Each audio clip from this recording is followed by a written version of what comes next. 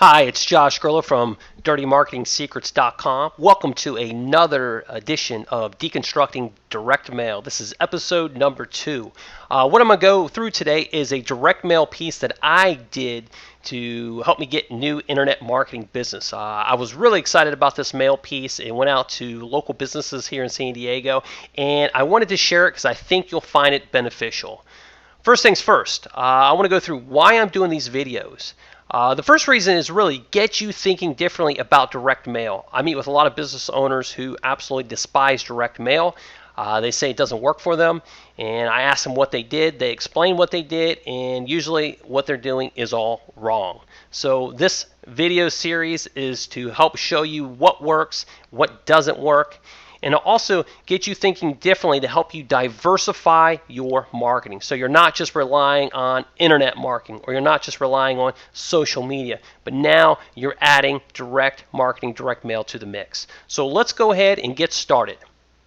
Now, a quick overview on the direct mail piece that I did to local businesses here in San Diego. As I mentioned before, it was to help me get new internet marketing clients. So this was a 3-page sales letter in an oversized envelope. We mailed 50 pieces to a cold list. This was a list of businesses that we haven't talked to before.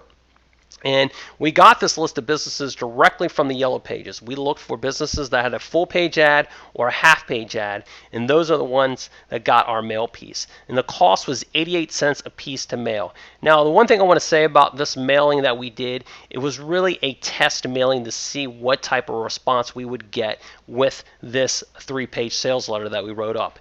Now, this letter that we wrote, I want to let you know that the copy isn't 100% original. Like with most of my marketing, I have a huge swipe file, and this was one of the letters that was being used in another industry that I swiped and used in my own industry. I actually replaced a few things on it to make it more personal, and I think it works. So let me go ahead and show you what this envelope looks like. The envelope, it was a huge envelope, and what we did is we put the crooked stamps on the envelope, which I really like that. Everything is handwritten, so it was a handwritten address, handwritten return address, and we went to Staples and bought one of those confidential stamps for like $7. So we stamped up each oversized envelope with 2 times with a confidential stamp. So it really looked great. Now, the good thing with this letter, this is the first page as you can see here, is it had an awesome headline. Now listen to this headline. Finally an offer you can put right in the bank. I guarantee you we will find new creative ways to increase your profits, or I'll pay you $50 cash. So basically, if we can't find them ways to increase their profits, we're going to give them $50 cash. So I think it was a pretty intriguing headline. The next thing is the copy actually told a story. So this very first page of the sales letter was really a story about these 2 people that went to college together. They both graduated and they worked for the same company, while one person went and became a manager of the company and the other one didn't. And then it talks about what was the difference. So that was a story that was told right on the first page of this letter. Now, what we also did was real handlining with markups and doodles. So what you'll see there is the first name, Dear Dr. Rick. So every letter, we actually handwrote the person's first name on there, and we also did some arrows and such throughout the letter. And then the last thing we did is we gave a reason of why we were sending out this letter. So the reason for this letter, it was, according to my research, you qualify for our free Putting More Profit in Your Pocket mastermind. So we were trying to meet with these local business owners for 20 minutes and go through strategies that would help them improve profits in their business. So that was the reason. So let's go to page 2 of this letter. We had a nice list of benefits right at the top of page 2. And one really good sentence that I want to point out. The sentence was, this is all about saving time, money, and closing more business. This mastermind meeting will help you do just that. If it doesn't, I'll pay you. So besides the bullet point of benefits, we had that nice positioning statement there. Next thing is scarcity. We only had 6 meetings available. So we had 6 meetings available, and we were sending this out to 48 other San Diego business owners. And I completely wrote that out in this section. And then we highlighted the different titles for readability. So the headlines are all highlighted in yellow. For example, you'll see the one that says, I'll pay you $50 cash if you feel you receive no benefit from meeting with me. Either way, you win. I love that line. And then the last thing, we played the good business versus the bad business card. So you'll see at the bottom, if you're one of those other guys, 80% of the businesses out there that believe you don't have to do anything to get customers, then this would be just a waste of both of our time. So it's kind of like the good business versus bad business. If you're serious about your marketing, then you really need to sit down and meet with us. If you're not serious, then we really don't want to meet with you. Now on to the last page. There's a lot of cool things we did on this page that I want to point out. The very first thing is shameless bribes with deadlines. Now you'll see the two boxes there. They kind of got this red looking outline. What we were giving away as bribes is we were doing a free video, a free web video for that business for free.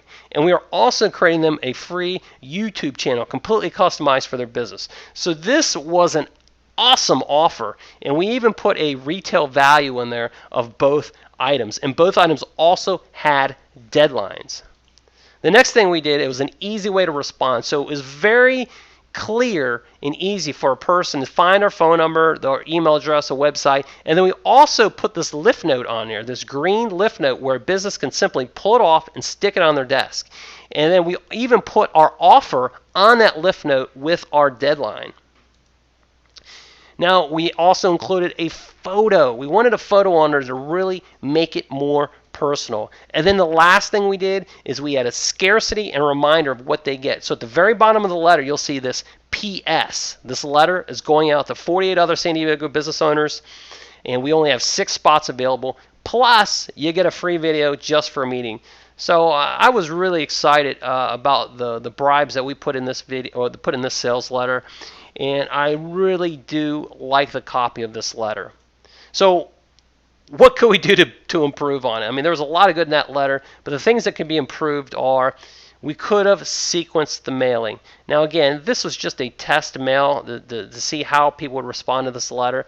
But what I would like to do is do this letter again and sequence it. So I would do this letter on day 1. I would do probably a postcard on day 2. And then on day 3, I would do some other type of unique package to the business.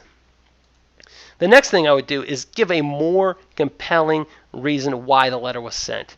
Now this letter, it was a little salesy, and I don't think the reason why was compelling enough. So I think by changing that, making it stronger, it would really help impact the letter for a better result. We could add a testimonial. So we could add a 4th page to this letter, and that 4th page can just be all testimonials from businesses that we worked with. And then we'll mail it to a bigger list. And then lastly, we'd like to target it to one niche. Now keep in mind what I said earlier is we target businesses in the yellow pages. These are lawyers, heating and air companies, plumbers. Now, if we would have targeted it to just one niche, we would have been able to speak more of their language. So we probably would have saw a better result with that. So what was the result? The result was we saw a 2% conversion rate on this mail piece. Now, I'll take that all day long. If you think about regular direct mail response rates are anywhere from 1 to 3% being really good. So 2% I'll take all day long, especially knowing that we were selling a $900 a month product. So that's Deconstructing Direct Mail, this episode. I hope you found it beneficial, and I will see you next week.